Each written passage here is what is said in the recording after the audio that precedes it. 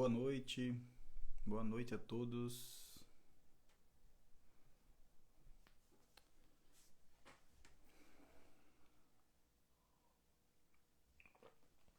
Boa noite, boa noite, Luana, Cacilda, Fátima, boa noite, Kellen Fonseca, Aninha Rocha, boa noite. Vamos aqui começar. Vamos começando mais uma live, né? Da quinta-feira. Perguntas e respostas em cirurgia bariátrica. Durante a semana eu selecionei algumas perguntas de vocês e vou selecionar algumas perguntas aqui ao vivo para a gente responder, tá certo? Boa noite, Catiane, boa noite, Célia, Elia. Vamos lá então, né? Bem, então para quem não me conhece, meu nome é Luiz Felipe Antunes, eu sou cirurgião bariátrico, cirurgião do aparelho digestivo, especialista em cirurgia bariátrica e metabólica.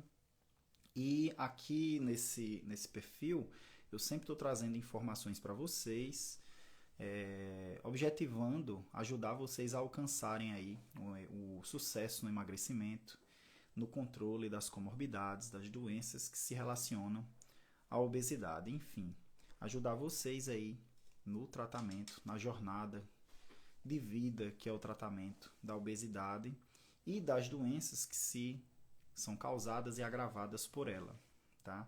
Então, selecionei algumas perguntas aqui na semana e vamos começar aqui respondendo algumas delas, tá? Qualquer dúvida que vocês tiverem, alguma pergunta que queiram colocar, vocês podem colocar aí no chat e aí e aí eu respondo, tá? Seleciono algumas e respondo também.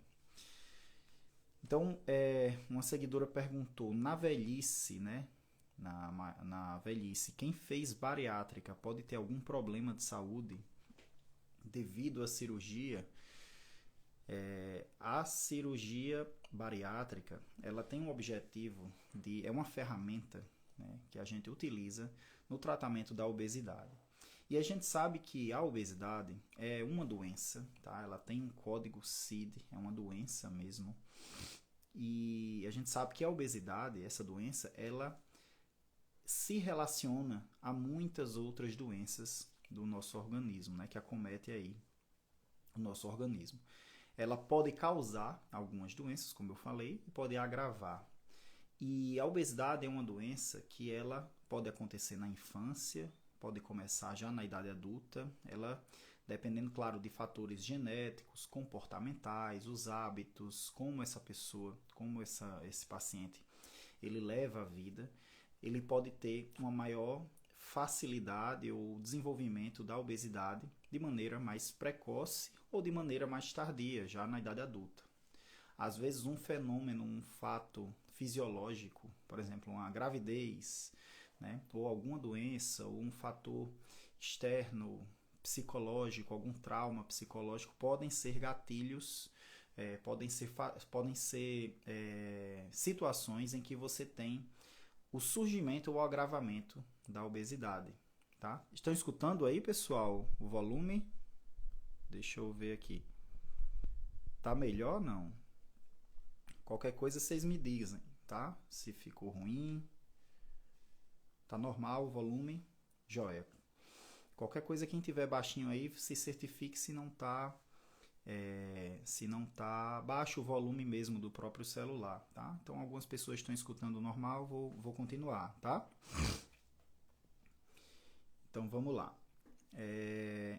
Como eu estava dizendo, a obesidade ela se relaciona, né? Deixa eu ver aqui. Muita gente falando que tá baixo, que tá ótimo. Melhorou mais? Como é que tá? Tá normal, né? Bem, qualquer coisa tente aumentar o volume aí, colocar um fone, quem tá escutando baixo. Se tem algumas pessoas escutando normal, acredito que que não seja aqui, tá? Vamos lá então. Então, a obesidade, ela, como eu havia dito, ela é uma doença que ela pode se desenvolver tanto na infância como na idade adulta e alguns fatores, alguns fenômenos podem causar o seu surgimento, o seu agravamento. E a obesidade, assim como o diabetes, a hipertensão, é uma doença que ela vai ao longo do tempo, né, a exposição do paciente a essa doença ou a doença descompensada, não tratada, não resolvida, isso é o tempo de exposição, isso vai agravando, vai minando a saúde da pessoa. Por quê? Porque a obesidade ela se relaciona a outras doenças do organismo, né? Então, não é uma doença que ela está ali isolada, ela acaba agravando vários sistemas do organismo. Então, é bem sabido, né? A gente fala muito, a mídia, enfim, os médicos, já é bem conhecido que a obesidade ela acaba causando, por exemplo, a hipertensão arterial. Então, ela acaba acometendo o sistema cardiovascular do paciente. Ela vai causar, por exemplo, a deposição de placa de colesterol nos vasos. A obesidade gera um estado inflamatório no organismo como um todo. Então, a exposição dessa pessoa à obesidade ao longo do tempo, ao longo dos meses, anos, décadas, vai minando a saúde. Então, quanto mais tempo essa pessoa fica com essa obesidade não tratada, seja o tratamento clínico ou então o tratamento clínico associado ao tratamento cirúrgico, que no caso é a cirurgia bariátrica e metabólica, então isso aí faz com que esse paciente vá cada vez mais deteriorando o seu sistema cardiovascular, seu sistema renal, seu sistema inflamatório como um todo. Então isso vai gerando prejuízos, danos, né, nos vários sistemas do paciente. Então, de acordo com a pergunta aí que fizeram, voltando aqui para a pergunta, só recapitulando o que uma seguidora falou, na velhice, quem faz bariátrica pode ter algum problema de saúde devido à cirurgia? Se a cirurgia foi bem indicada, se esse paciente, ao longo dos anos, porque a gente tem vários pacientes que fizeram bariátrica há 20 anos, que hoje são idosos, né? Fizeram aí sua bariátrica há 20, 30 anos talvez, que na época não eram idosos, mas passaram a ser idosos, acima de 65 anos, a gente sabe que se esse paciente teve uma indicação correta da cirurgia, se esse paciente faz o acompanhamento adequado com sua equipe, se esse paciente ele se preocupa, se lembra da live de terça-feira, eu falei sobre isso, né? Coloquei até um vídeo, acho que está no feed. O comprometimento de cada um de nós com nossa própria saúde, isso é muito importante. Não adianta colocar só na sua equipe, no seu médico, na sua família, no seu pai, nos seus filhos, a responsabilidade pela sua saúde. Então, se há um comprometimento da pessoa, do paciente com a própria saúde, se há esse acompanhamento, que é consequência desse comprometimento, né, dessa autorresponsabilidade, se a cirurgia foi bem indicada, com certeza, sem sombra de dúvidas, na velhice, o paciente bariátrico vai ter menos problemas de saúde do que se permanecesse obeso durante todo esse tempo e chegasse na velhice com uma obesidade mais grave e também doenças relacionadas à obesidade, hipertensão, diabetes. Existem mais de 25 doenças que se relacionam à obesidade, que são que é o que a gente chama de comorbidades, né? A palavra morbidade vem de doença, significa doença. Então, são doenças concomitantes à obesidade, comorbidades. Então, existe uma lista bem ampla de doenças que se relacionam à obesidade, que são comorbidades. Então, esse paciente que, por exemplo, tem uma obesidade grau 2 ou grau 3, que já é uma obesidade mais grave, né?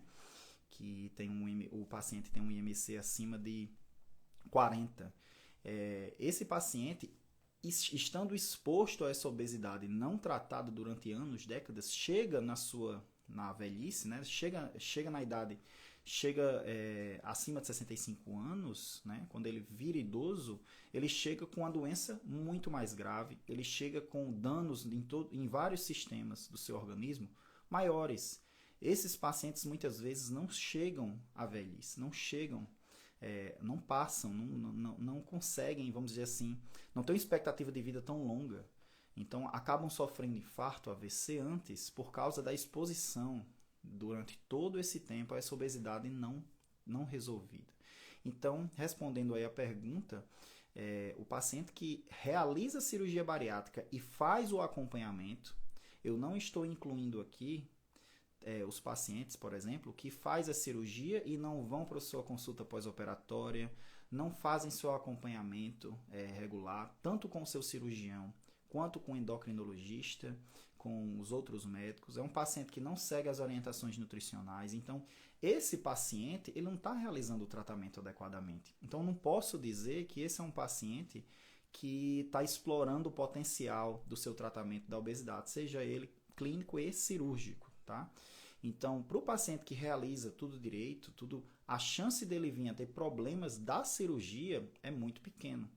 Claro que na medicina nem sempre, nem nunca, né? Existem exceções, existem situações, pacientes com doenças concomitantes, casos específicos que fogem à regra. Então, na medicina não há garantia. Quem garante algo em medicina não está jogando com a honestidade, não está jogando com a medicina séria.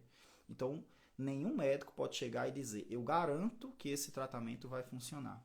Porque em medicina tudo se baseia em estatística. Então, teremos um percentual pequeno de pacientes que não vão responder uma determinada terapia, que vão ter uma resposta que não é a que a gente espera. Assim como vamos ter um menor percentual de pacientes também que vão ter uma resposta além do ótimo, né? Além da resposta que a gente já considera muito boa. Então, quando a gente pega os pacientes que fazem um tratamento, qualquer tratamento médico, e isso inclui a cirurgia bariátrica, a gente espera uma curva, uma resposta média, uma resposta normal, em que a maioria dos pacientes irão desenvolver, vamos dizer assim. Então, a gente sabe que a cirurgia bariátrica, quando eu pego os pacientes que fizeram a cirurgia, comparo com pacientes que continuam obesos, não operados, tá?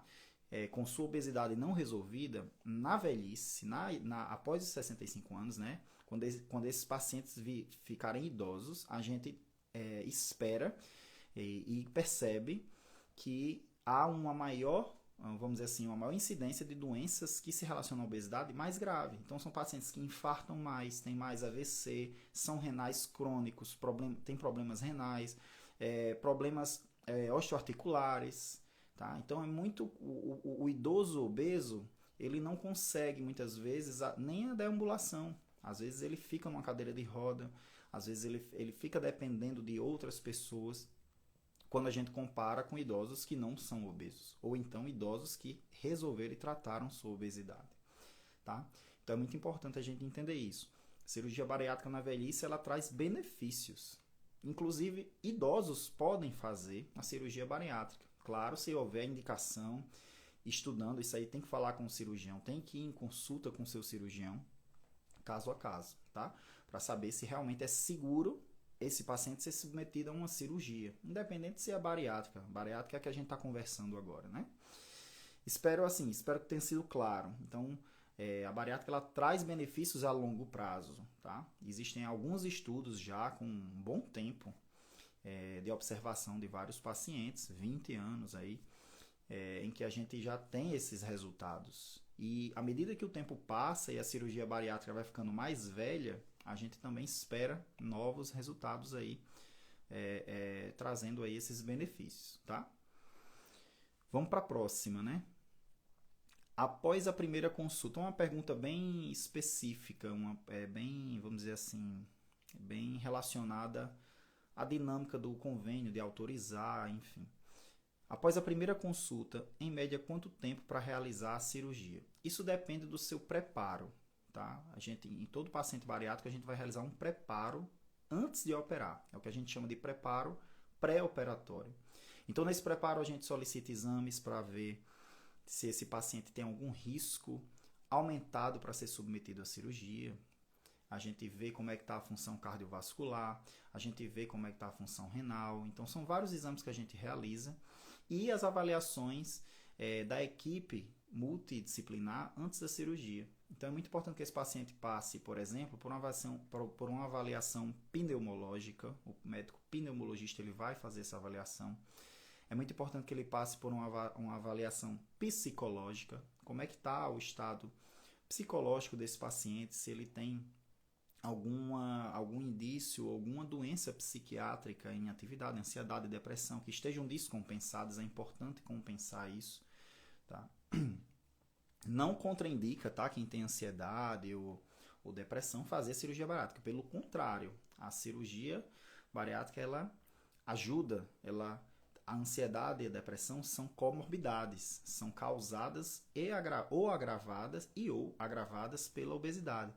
Então, o que a gente não prossegue com a cirurgia é se houver descompensação dessas doenças. É preciso compensá-las. O paciente está em acompanhamento com seu psiquiatra para dar seguimento.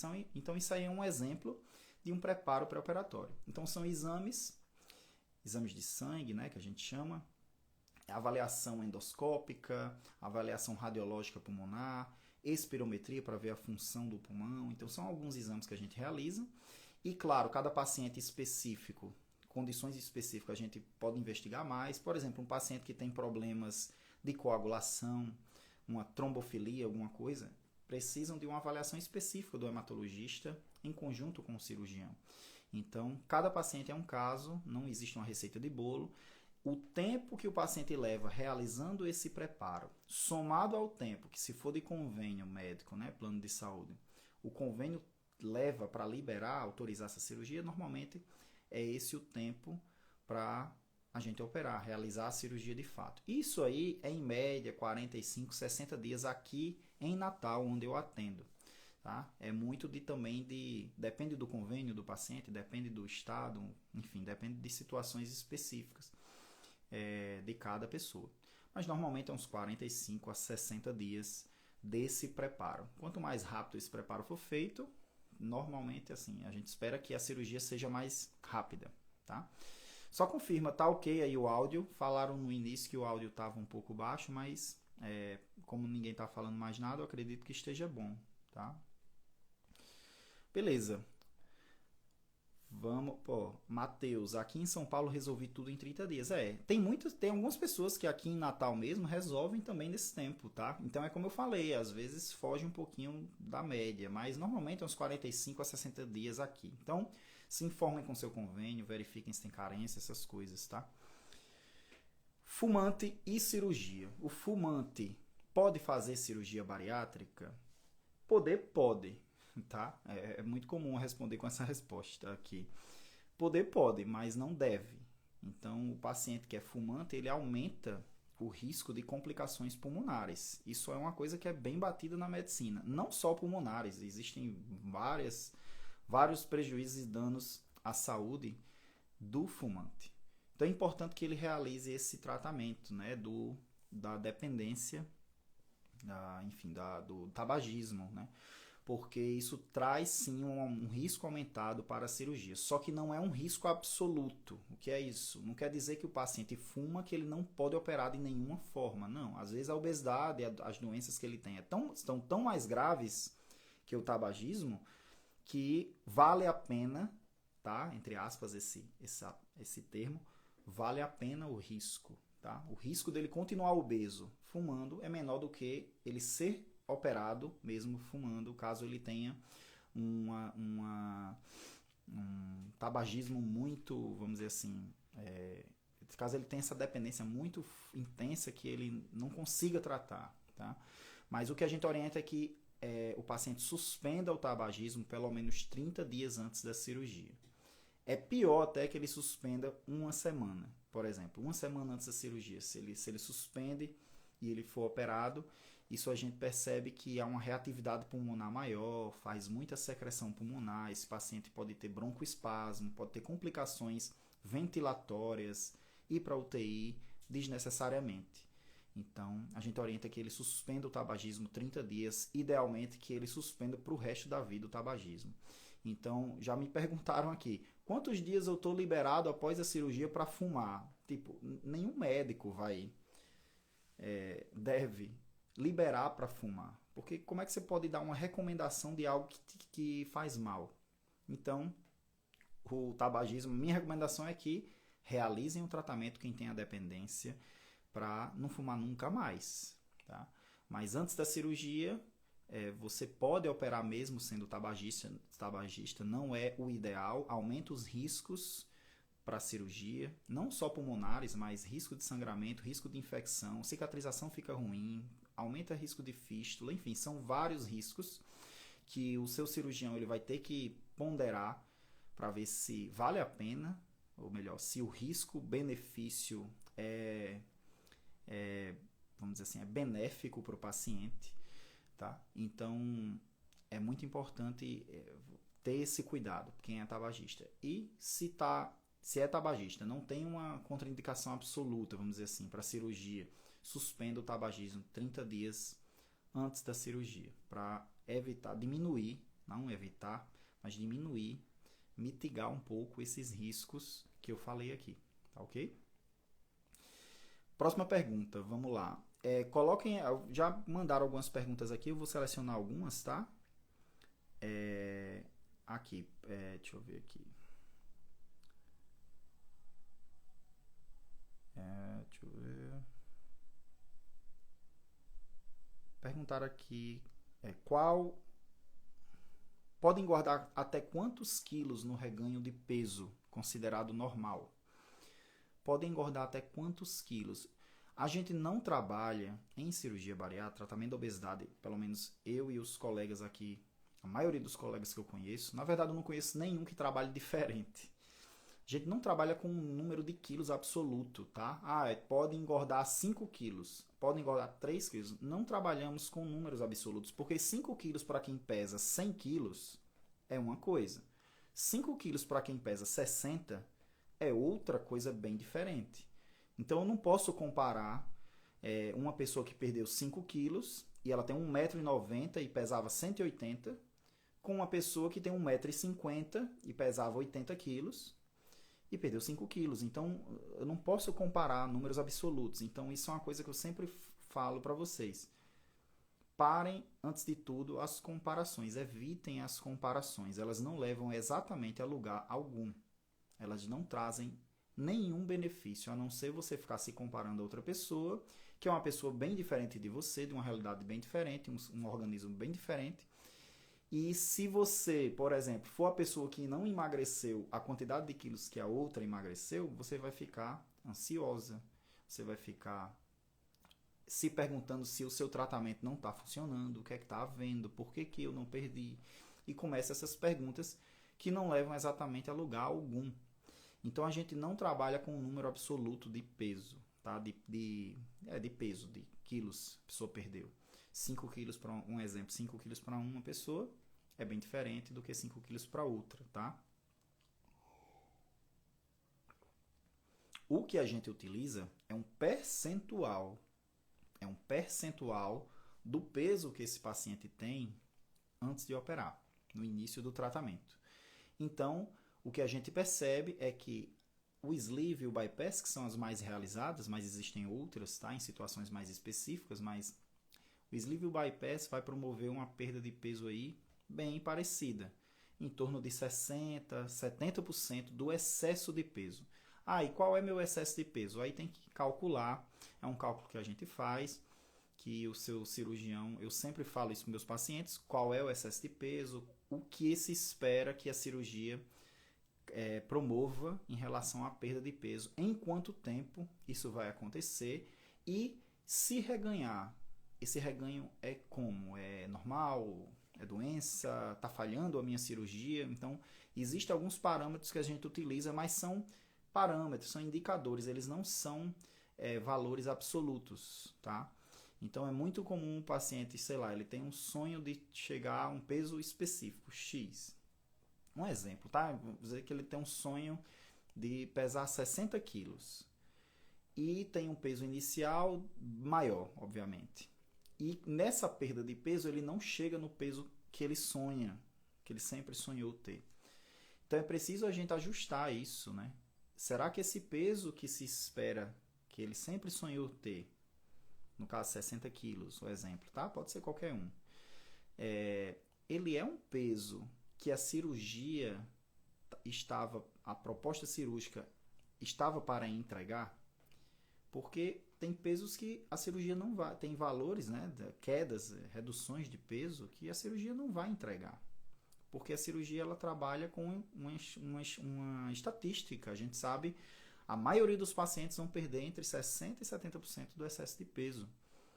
E o seu peso que você sonhou, no caso que você sempre quis ter, vamos dizer que é 100% da perda. Então, normalmente, a cirurgia não vai entregar isso. Ah, mas eu conheço pessoas que já tiveram esse resultado. Sim, existem os pontos fora da curva, as exceções, aquele percentual aquelas situações em que o paciente ele vai alcançar um certo peso. Mas é importante a gente ajustar a expectativa que a gente tem com o que o tratamento entrega na média das pessoas. Quando a gente ajusta essa expectativa, a gente consegue ter, vamos dizer assim, a espera fica melhor. A nossa expectativa fica melhor, fica ajustada à realidade. Então a gente não se frustra. Tá? E quanto mais otimizado for o tratamento, se o paciente faz o acompanhamento regular, que eu sempre, é bem batido isso aqui, eu sempre falo para vocês. Se ele faz o acompanhamento regular, se ele realiza a suplementação, se ele se alimenta conforme a orientação nutricional, se qualquer intercorrência, qualquer coisa, ele já contacta sua equipe, uma pessoa que é comprometida com a própria saúde, quanto mais ela for, menor a chance desse peso ele tender à falha, vamos dizer assim, ou seja, ele não perder tanto ou então ele reganhar. A gente define que o reganho acima de 15% do excesso de peso perdido, ou melhor, de 25% do excesso de peso perdido, tá? Algumas referências consideram 50%. Percebam que são cálculos, isso aí vocês têm que conversar com o seu cirurgião.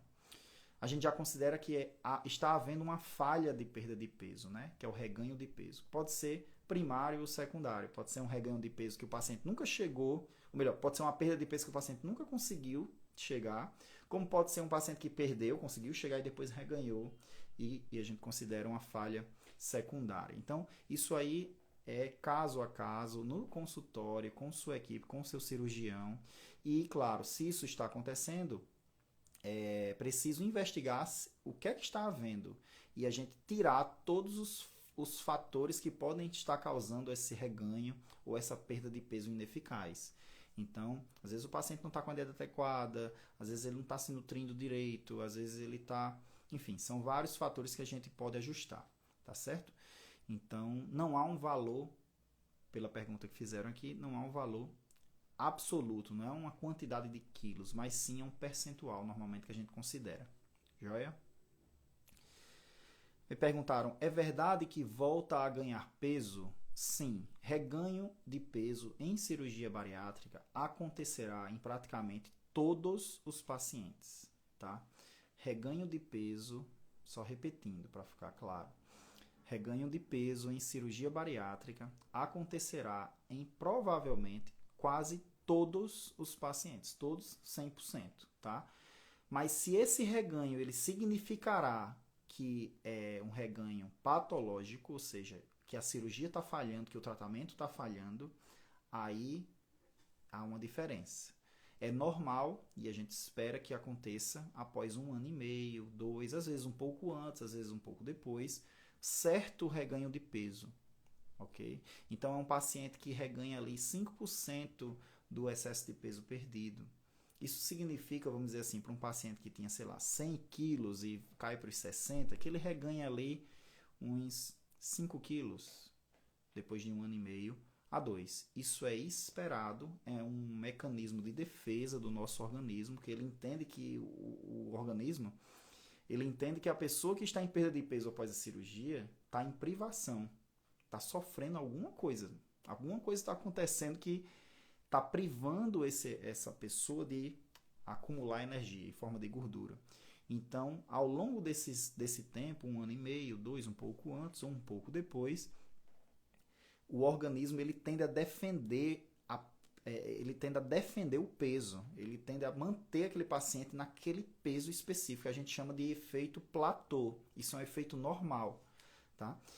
E algumas situações, a maioria delas, ele defende aquele peso no platô e ele até faz com que esse paciente ganhe um pouco de peso. Isso é normal. Agora, a intensidade desse reganho é que diferencia se é normal ou não. Então, reganho de peso acontece em todo mundo praticamente, tá? É um fenômeno normal, uma defesa do nosso organismo que tende a manter esse peso num novo patamar, que é o que a gente chama de platô, tá? Num novo nível. Se antes o paciente pesava 100 quilos, ele vai haver a sua perda de peso, vamos dizer que ele cai para 70 quilos. Estou usando valores bem aleatórios, tá, pessoal? Não levem muito no pé da letra. Mas ele vai defender agora o peso em torno dos 70. E muitas vezes em torno dos 70 e ganha mais uns 2, 3 quilos. E fica nisso. Isso aí é esperado, é um fenômeno esperado da cirurgia. Ok? Qual a estimativa, a outra pergunta aqui que fizeram, qual a estimativa de perda de peso por mês? Qual é a estimativa de perda de peso por mês? Eu não gosto de usar essa estimativa, certo? Porque cada pessoa é uma pessoa diferente. Cada pessoa responde de uma forma diferente ao tratamento cirúrgico. Então, vocês devem conhecer pessoas que fizeram bypass, por exemplo, e no primeiro mês perderam uma quantidade de peso que foi bem expressiva. Vamos dar um exemplo. O cara tem 100 quilos, perdeu 20 quilos no primeiro mês, em 30 dias de cirurgia.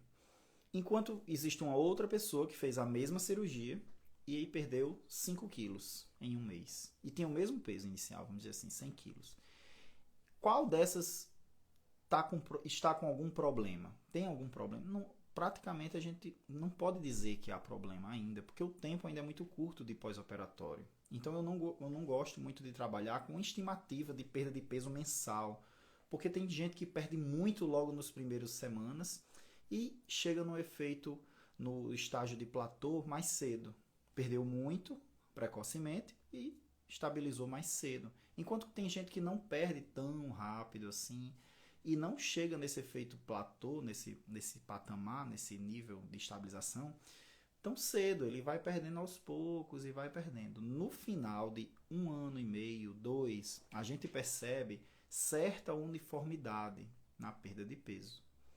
Então essa uniformidade é o que a gente espera ali, 2 anos, 5 anos após a cirurgia, que é uma perda em torno de 60% a 70% do excesso de peso para quem fez sleeve bypass.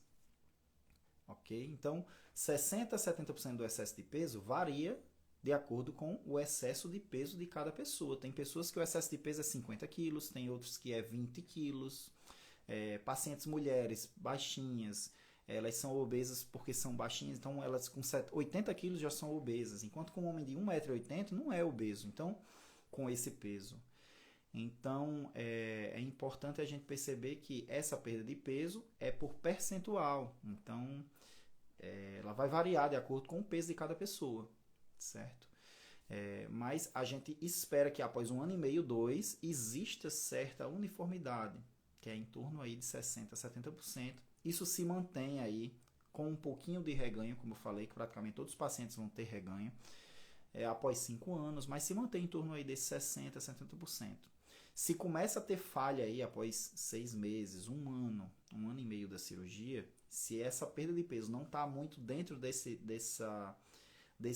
do que se espera para a maioria dos pacientes, aí o cirurgião, a equipe tem que investigar se há alguma coisa ali que não está sendo realizada, se há algum parafusozinho que precisa ser apertado nesse tratamento. Tá? É muito comum a gente ver que às vezes esse paciente fica a desejar alguma coisa e dá para a gente otimizar o tratamento. E quando eu vou pensar em cirurgia, reoperação, quando eu realizo todas essas etapas anteriores, se eu vejo se a dieta está ok, se ele está fazendo suplementação, se tem alguma doença que está agravando, às vezes o paciente está com uma depressão, né? E aí essa depressão faz com que ele não tenha os hábitos adequados, não está fazendo atividade física, então tem muita coisa que a gente pode ajustar antes de pensar em reoperação. A reoperação é a última instância, exceto em situações específicas, alterações anatômicas da cirurgia, que o problema realmente é cirúrgico. Mas reganho de peso, a gente tem que afastar essas outras coisas, certo? Deixa eu ver se eu tenho uma outra pergunta aqui que devem ter feito agora.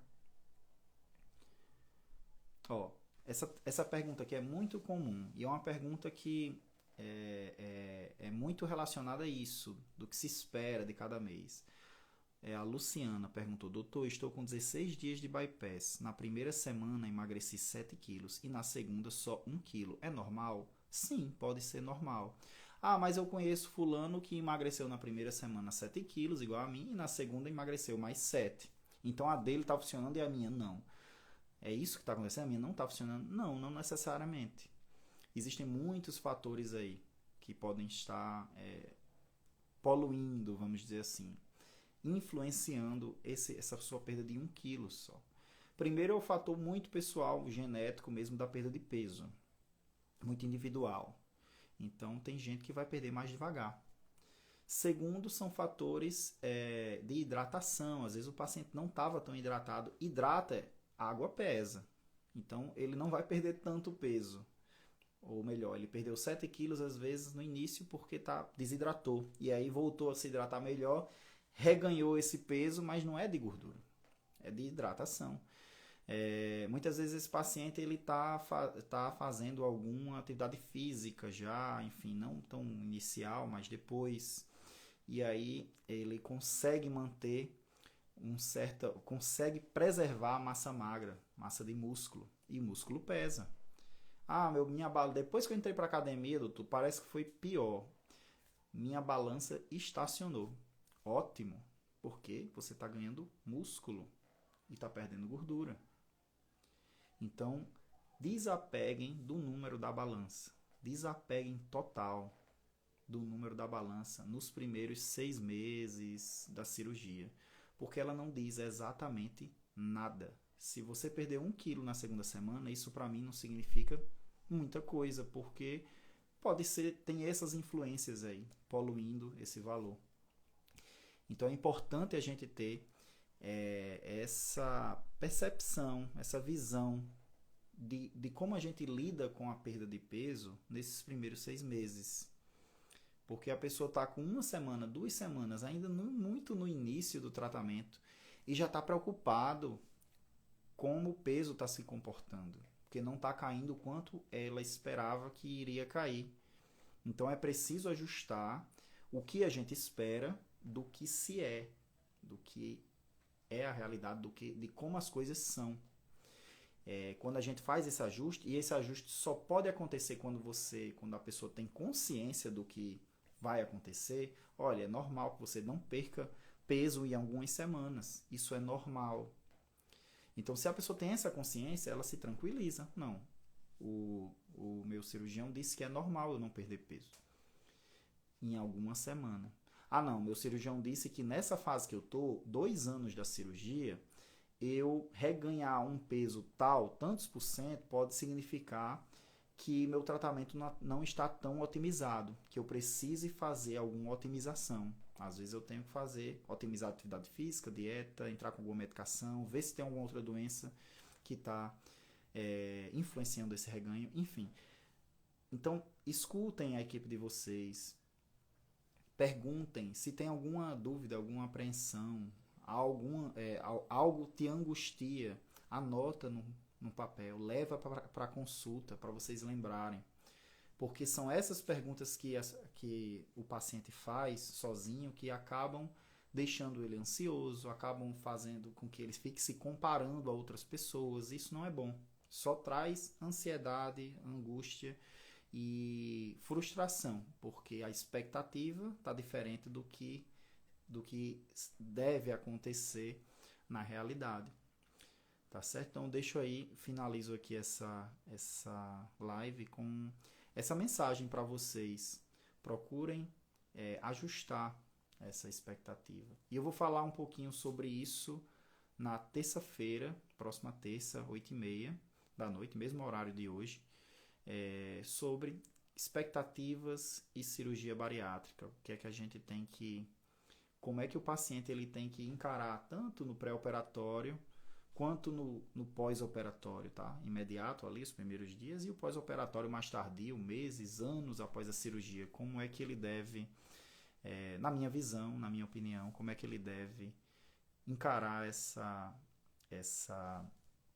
expectativa que ele tem e o que é que a cirurgia, o tratamento como um todo, não só a cirurgia, que a cirurgia é só uma etapa do tratamento, né?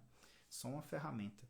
Mas o que é que a cirurgia, ela também, o tratamento, ele está disposto, ele normalmente entrega, certo? Então, 8h30, terça-feira, é uma live sobre isso. Espero que todos vocês estejam lá. Se conhecem, bariátricos, pessoas que estão pensando em operar, se puderem convidar, podem ajudar muito essas pessoas, porque muito dos problemas é uma questão de expectativa, certo?